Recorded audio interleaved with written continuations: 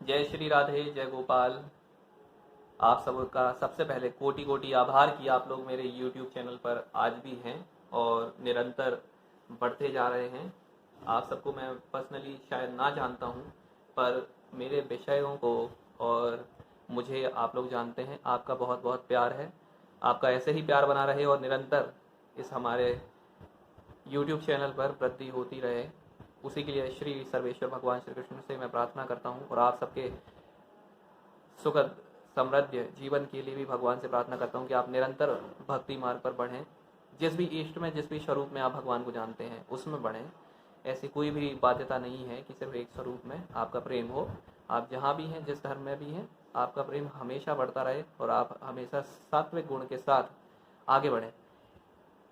आज गुरु पूर्णिमा है और गुरु पूर्णिमा पर हर एक गुरु जी को, समस्त वैष्णव संतों को, अपने धर्म के अनुयायियों को और अपने सभी शिष्यों को मेरा कोटि कोटि नमन है। और भगवान से प्रार्थना है कि हम सब गुरु प्रदत्त मार्ग पर आगे बढ़ते रहें और भगवान की सृष्टि का सम्मान करें, पर्यावरण की सुरक्षा करें। और श्री ठाकुर जी में हमारे इष्ट हैं, मम इष्ट देव हैं भगवान श्री कृष्ण, श्री राधा रानी, उनके प्रेम में हमेशा वृद्धि हो। आपके जो भी इष्ट हैं आपकी उनमें वृद्धि हो। ऐसे वचन के साथ मैं आज के विषय पर आऊँ। आज का मेरा विषय है कि हमारे समाज में हम देखते हैं कि भगवान श्री कृष्ण और श्री राधा रानी साथ में विराजते हैं, पर मैक्सिमम केसेस में हम देखते हैं कि लोगों को नहीं पता कि उनकी शादी क्या धरती पर आने के बाद हुई है या नहीं हुई है। बहुत सारी भ्रांतियां हैं, बहुत सारी बातें हैं, जितने मुंह हैं उतनी लोगों की बातें। तो इन सब अटकलों पर विराम करते हुए मैं आज आपके सामने श्री गर्ग जी महाराज का नाम लाना चाहता हूँ। श्री गर्गा पुरोहितो राजन, ये वाक्य श्रीमद् भागवत महापुराण का है, जो कि श्री सुखदेव जी ने परीक्षित जी को कही थी। आप थोड़ा भी इस विषय में जानते होंगे तो आप जान पाएंगे कि who is Sukhdev ji, who is Parikshit ji और who were they, because they always exist. वो हमेशा रहते हैं, इसलिए मैं कह रहा हूँ कि वो सुखदेव जी और परीक्षित जी कौन है आप जानते होंगे। नहीं जानते हैं तो आप जान पाएंगे, क्योंकि आज मैंने उनका टॉपिक उठा दिया। तो आज के मेरे विषय पर आता हूँ। भगवान श्री कृष्ण और श्री राधा रानी की श्री गर्ग जी महाराज के अनुसार उनकी लिखी हुई गर्ग संहिता में ब्याह का वर्णन है। एक बार श्री नंद बाबा श्री ठाकुर जी को नंद लला को गोद में लेकर भांडीर वन से गुजर रहे थे। यह 16वां अध्याय है श्री गर्ग संहिता की। ये चित्र आपके सामने मैं फिर से दिखा दूं एक बार। ये श्रीमद गर्गाचार्य जी कृत गर्ग संहिता है। तो जब भांडीर वन से निकलते हुए नंद बाबा अपने नंदलाल को हाथ में लिए हुए थे, अचानक से उन्होंने देखा कि आकाश में बहुत सारे मेघों का एक समूह उदय होता है। बहुत जोर से आंधी तूफान आने लगते हैं। उन्हें बड़ी चिंता हुई कि नंदलाल के ऊपर वैसे ही बहुत सारी समस्याएं रहती हैं, अचानक से ये आज कौन सी समस्या आ गई। उन्होंने तुरंत हम सब की तरह भगवान से प्रार्थना करी, श्री हरि की शरण में गए, श्री हरि से प्रार्थना करी कि लाला की रक्षा करें, उनकी रक्षा करें। तभी वो देखते हैं कि कोटिश कोटिश करोड़ों सूर्यों के समान दीप्ति, मतलब जो येलोइश कलर है सूर्य भगवान का, वो गोल्डन प्रभा पूरे में फैलती है। और उसमें से उन्हें लगता है कि जैसे कोई बाहर को चलते हुए उनकी तरफ आता है, और वो कोई और नहीं, हमारी श्री राधा रानी वृषभानु नंदिनी है। श्री राधा रानी अपने पूर्ण स्वरूप में है। और यहाँ विचार वाली बात है कि श्री ठाकुर जी छोटे से हैं। श्री राधा रानी नंद बाबा के समीप आती हैं। नंद बाबा का ज्ञान उदय होता है, वो उन्हें प्रणाम करते हैं, दंडवत करते हैं, श्री राधा रानी के तत्व को समझते हैं और उनसे प्रार्थना करते हैं कि हे श्री राधे, हम आपकी शरण में हैं। मैं आपके स्वरूप से, भगवान श्री कृष्ण के प्रभाव से पूर्णतः परिचित हो रहा हूँ। आपसे प्रार्थना करता हूँ कि आप इन्हें गोद में लें और इन्हें सकुशल मैया यशोदा तक आप इन्हें पहुँचाएं। ये मेरे सामर्थ्य की बात नहीं। ऐसा कहकर नंद बाबा उन्हें ठाकुर जी को देकर चले जाते हैं। और जैसे ही श्री राधा रानी के अंक में वो आते हैं, श्री भगवान किशोर अवस्था को प्राप्त हो जाते हैं। भगवान श्री किशोर मतलब 16-15 ईयर्स के वो हो जाते हैं और अपने एक स्वरूप में आ जाते हैं। भगवान श्री कृष्ण और श्री राधानंद जैसे स्वरूप में आते हैं, सभी देवता वहाँ उपस्थित होते हैं और भगवान की जो गोलोक धाम की आभा छटा है वो भांडीर वन में बिखर जाती है। मतलब कि वहाँ का जो धाम है वो यहाँ उपस्थित हो जाता है। फिर देखते ही देखते श्री जगत के रचयिता ब्रह्मा बाबा, भगवान श्री ब्रह्मा जी, वो प्रकट होते हैं और भगवान के ब्याह की चर्चा शुरू होती है। भगवान का ब्याह किसी छोटे मोटे पंडित ने या धरती के कोई बहुत बड़े विराट पुरोहित ने नहीं करवाया। स्वयं साक्षात इस सृष्टि के रचयिता भगवान श्री ब्रह्मा जी ने ब्याह करवाया है। भगवान श्री ब्रह्मा जी श्री कृष्ण जी के तत्व की व्याख्या करते हैं और कहते हैं कि भगवान जब आप श्री राम हुए तब यह जानकी हुई, जब आप नर रूप में नारायण रूप में आते हैं तब यह आपकी प्राण वल्लभा बनती हैं, जब आप रमा बैकुंठ में रहते हैं तब ये लक्ष्मी बन जाती हैं। तो यही श्री राधा रानी की आपकी आह्लादनी शक्ति, जो आपके अंदर ये माधुर्य है, आपकी जो ये हंसी है, लीला परिहास है, चितवन है, हमेशा खुश रहने की आपकी जो ये शक्तियां हैं, ये स्वयं श्री राधा रानी है। इनका आप पाणी ग्रहण करें। भगवान तथास्तु कहते हैं। ब्रह्मा जी विवाह संपन्न करवाते हैं, 7 परिक्रमाएं करवाते हैं, अग्नि कुंड की वो वेदी जो बनाई जाती है उसकी 7 परिक्रमाएं करवाते हैं, कुछ मंत्र बुलवाते हैं 4 बार 7 बार ऐसा है, यहाँ हम देख के बताएं आपको। और ये सारी कथा गर्ग संहिता के अनुसार सारी कथा ये नारद जी राजा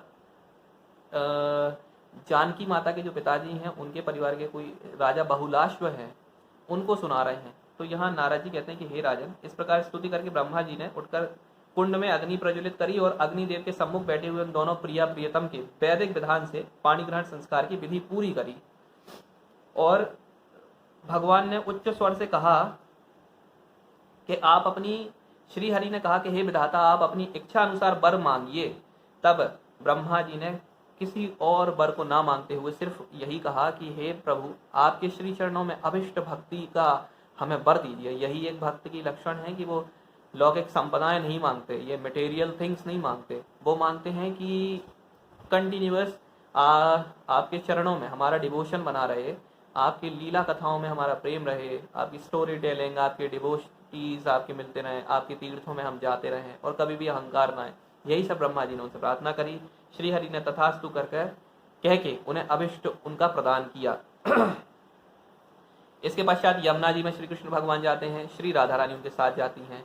भगवान उनकी पत्र रचना करते हैं, जैसे हम आज टीका लगाए हुए हैं ऐसे ही भगवान ने बहुत सुंदर तरीके से राधा रानी का श्रृंगार किया।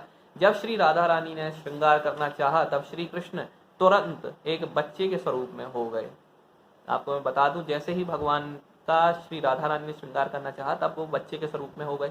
राधा रानी ने कहा कि हे ठाकुर जी, आप ये सारी लीलाएं हम पर ही क्यों आजमाते हैं। तो राधा रानी ने ताना दिया कि मतलब जब हमारा नंबर आया तब आपने अपने आप को शिशु रूप में तुरंत ही बदल दिया। तब एक आकाशवाणी होती है और कहती है, वो आकाशवाणी इस प्रकार कहती है कि इस समय सोच ना करो। आकाशवाणी ने सहसा कहा कि श्री राधे, इस समय सोच ना करो, आपका मनोरथ कुछ काल के पश्चात पूर्ण होगा। शायद ये हिंट थी जो महाराज की रात्रियां भगवान श्रीमद् भागवत महापुराण में वर्णित हैं, वहां पर जाके ये अभिष्ट उनका पूर्ण होगा। मतलब वो बड़े रूप में आएंगे, भगवान उनके प्रेम मनोरथों को संभल करेंगे, उनके साथ बातें करेंगे, उनका श्रृंगार करवाते हैं। और ऐसा है भी, वृंदावन में आप जाएं तो आपको बताएंगे वहां के लोग कि श्री कृष्ण भगवान एक प्राण दो देह श्री राधा कृष्ण स्नेह, एक प्राण है दो देह के रूप में है और श्री राधा कृष्ण हमेशा स्नेह है। ये बात आपको निधिवल्ला सरकार में जो भगवान का जहाँ बेड है, जहाँ श्री प्रभु आज भी आते हैं, वहाँ के पंडित आपको गोसाई वहाँ पर आपको यही लाइनें बोला के सुनाएंगे कि एक प्राण दो देह श्री राधा कृष्ण स्नेह, इनका दर्शन करिए, तालियां बजाइए और हा हा करके हंसिए। जो वृंदावन में हंसे वो कहीं न रोए, ऐसा कहते हैं। यह सुनकर श्री राधा रानी शिशु रूपधारी श्री कृष्ण को लेकर यशोदा मैया के पास जाती हैं। यशोदा मैया भी श्री वृषभानुनंदिनी को प्रणाम करती हैं, उनकी कोटिस कोटिस वंदना करती हैं कि आपने लाला को उतने भीषण मतलब आकाश मेघ मंडलों के उदित होने पर उनकी रक्षा करी, तूफान से रक्षा करी, इसके लिए आपका कोटि कोटि धन्यवाद है माता। यों कहकर नंद रानी ने भी उनकी प्रार्थना करी है। और इस प्रकार नारद जी कहते हैं कि हे राजन, इस प्रकार श्री राधा जी के विवाह की परम मंगलमयी गुप्त कथा का यहाँ वर्णन किया गया है। जो लोग इसे सुनते हैं, पढ़ते हैं अथवा सुनाते हैं, उन्हें कभी पापों का कोई भी प्रकार का स्पर्श नहीं होता। ये इस कथा का प्रतिफल है कि जो लोग इसे सुनते, पढ़ते अथवा सुनाते हैं, जैसे कि मैं आपको सुना रहा हूँ और पढ़ भी रहा हूँ और सुन भी रहा हूँ, तो उन्हें कभी भी पापों का स्पर्श नहीं होता। चिंतन हमेशा जरूरी है। श्री कृष्ण भगवान की शादी की बातें आपने कई बार सुनी होंगी कि रुक्मणी जी के साथ, 8 पटरानियों के साथ, फिर 16,100 के साथ हुई हैं, पर राधा रानी के साथ चर्चा नहीं है। श्रीमद् भागवत महापुराण में ये चर्चा नहीं आती क्योंकि श्री सुखदेव जी महाराज स्वयं श्री राधा रानी के बहुत बहुत बहुत करीबी प्रिय भक्त हैं। उनका कहा जाता है कि अगर श्री राधे का रा भी उनके सामने आ जाए तो उनकी समाधि लग जाती है, इतना उनका प्रेम है। जैसे कई बार आपने देखा होगा कि किसी विषय का आपके सामने चर्चा आई, आप तुरंत उसके ख्यालों में खो गए। वैसे ही श्री सुखदेव जी महाराज जी, व्यास जी महाराज के पुत्र और वैराग्य के चक्र चूड़ामणि श्री सुखदेव जी महाराज जी की समाधि अवस्था हो जाती है। और परीक्षित जी के बाद सिर्फ 7 दिन थे। परीक्षित जी महाराज पौत्र हैं युधिष्ठिर जी, लोग उनके पांडवों के, जिनकी रक्षा भगवान ने करी है, उनको कथा सुना रहे थे। 7 दिन थे, अगर उनकी समाधि लग जाती तो वो कथा पूरी होती। लेकिन मैं आपको एक बात बता दूं, जैसे कि हमारी कथा पूरी हो गई, कि श्री गर्ग जी द्वारा लिखित पुराण, इसमें गर्ग संहिता में तो ये बात स्पष्ट रूप से सामने आ गई कि श्री राधा रानी की ब्याह की लीला हुई है। और सर्वप्रथम शादी श्री राधा रानी की ठाकुर जी के साथ हुई, या श्री ठाकुर जी की राधा रानी के साथ संपन्न हुई धरती पर। लेकिन उसके साथ आपको बताएं कि श्रीमद् भागवत महापुराण के अनुसार जितनी भी शादियां भगवान की हुई हैं, वो सब का सब विस्तार है श्री राधा रानी के स्वरूपों का।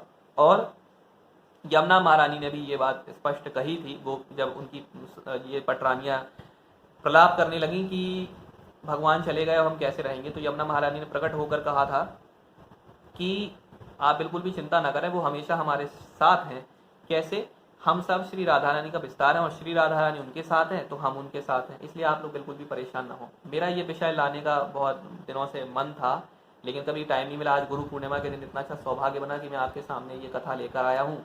खूब आपका प्यार मिले, खूब आप लोगों में धर्म के प्रति रुचि बढ़े।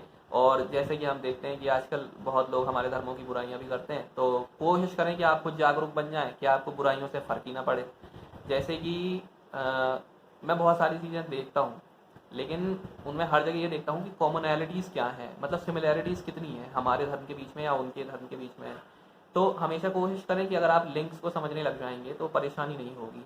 ये विषय इसलिए लाया हूँ क्योंकि यही मेरा इससे मतलब कोशिश है, यही प्रयास रहा है कि अब जो ये पार्ट मैं आपके यूट्यूब पर ला रहा हूँ, इससे लोगों में जो हल्की हल्की भ्रांतियाँ हैं वो ख़त्म हो। गर्ग जी महाराज के विषय में कोई भी अपने मन में विचार ना लाएं, क्योंकि श्री गर्ग जी महाराज जी वही हैं जिन्होंने श्री कृष्ण भगवान और बलदाव जी का नामकरण संस्कार नंद बाबा के सामने किया था।